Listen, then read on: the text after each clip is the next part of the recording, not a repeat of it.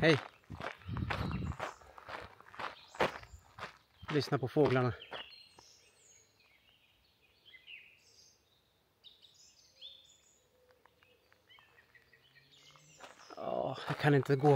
Jag kan inte stå still så länge för det är mygg så att man knappt ser luften. Hej! Kära älskeliga du. Jag är ute och går i skogen. Och klockan är 10 minuter över 7 på kvällen. Och jag har knappt mött en enda själ. Förutom myggorna då. Det jag hade tänkt att jag skulle prata om faktiskt var att jag kände mig så liten alldeles nyss. Ibland, speciellt när jag går på den här sträckan, så är det, man kommer ut ur skogen och sen är det det är fält runt omkring här. Och väldigt mycket himmel. Och då kan jag ibland bli helt snurrig. För då har man gått i skogen en längre stund, ett par kilometer. Och så kommer man ut på det här åkerlandskapet. Och då blir jag ofta jag kan tycka att himlen är så väldigt stor. Och det finns liksom ingenting att hålla sig i. Och i perioder av mitt liv när jag har varit lite extra skör så har jag tyckt att den här sträckan på min promenad har varit extra jobbig.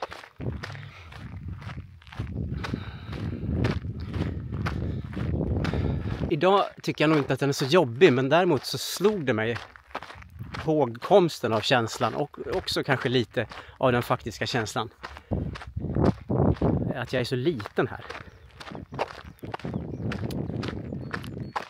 Jag är liten, obetydlig, skör och minsta vindpust kan blåsa bort mig. När jag var liten så kunde jag ibland gå hem från skolan. Det var en liknande väg som den här. Och då kunde jag känna hur vinden blåste i. Och då kunde jag kanske känna mig lite rädd. Vinden var så stark ibland och jag var ju så liten och jag kunde få den här känslan av att tänk om vinden blåser bort mig. Och då kunde jag, eftersom jag är liksom en exponerande person. Jag har alltid haft ett sug efter att utmana mina rädslor. Inte alla rädslor, men de som är här inne har jag alltid velat in och peta i. Och då kunde det hända att jag kanske skrek åt vinden så här. Är det allt du har? Blås hårdare då. Blås bort mig om du kan. Och jag gjorde ju det för att på något vis bevisa för mig själv att vinden inte var en medveten kraft som skulle blåsa bort mig. Men då hände det ju såklart att vinden ibland friskade i lite när jag sa så. Och då blev jag ju rädd. Riktigt rädd. Vinden hade hört mig. Vinden hade lyssnat på mig. Vad är det för typ av kraft som vilar i ordet? Och då kunde det ju hända att jag sprang hem det fortaste jag kunde. Och för varje steg som jag tog så ökade skräcken.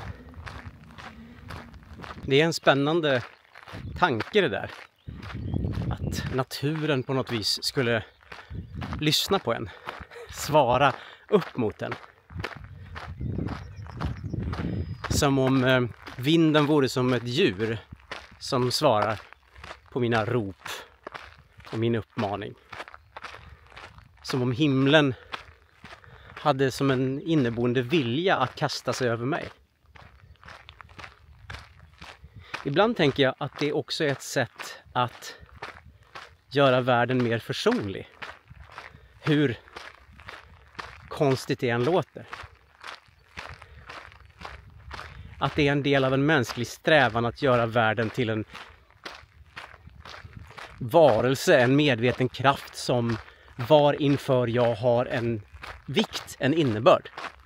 Det otäckaste kanske är att föreställa sig himlen eller vinden då i mitt fall när jag var barn som någonting som faktiskt inte bryr sig om mig alls. vare sig hyser fiendskap eller sympati. Vinden tänker inte.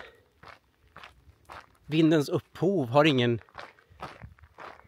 ambition. Ibland när jag tänker på lilla mig så ser jag den där drivkraften ganska tydligt. Drivkraften av att besjäla världen omkring mig för att skydda mig själv. Därför att alternativet är en omedveten värld. En värld som inte bryr sig. Nu kommer någon att cykla förbi här. Det här tycker jag alltid är så pinsamt när det händer. Men jag ihärdar här nu filmar jag mig själv. Jag heter Henrik Ståhl och jag går här och filmar mig själv.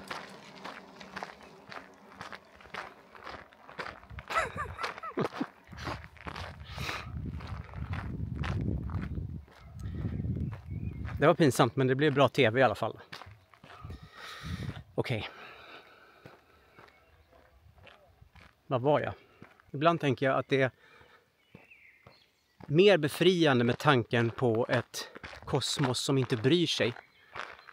Ett kosmos som inte har den här typen av beräknande kunskap och tankar och har en plan för den och sånt. Det är skönare att tänka på sig själv som en ingrediens i ett jättestort scenario som inte är planerat av någon eller något, än att se sig själv som en fotsoldat i någon typ av stort schackspel liksom.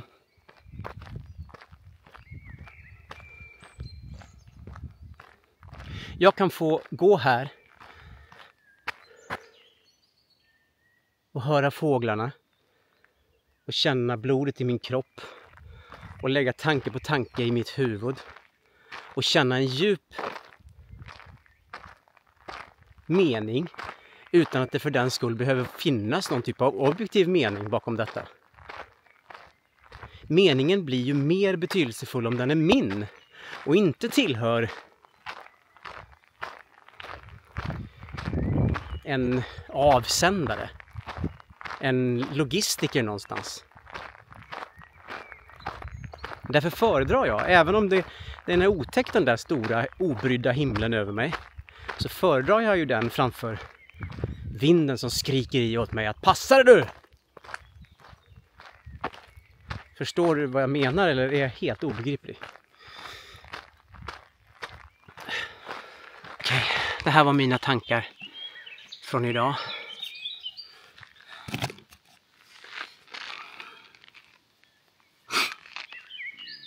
Tack för att ni tittar. Och jag kan inte stå kvar här så länge för det är så mycket mygg. Okej. Tack för allt. Vi ses en annan gång. Och ursäkta mitt flum. Hej då!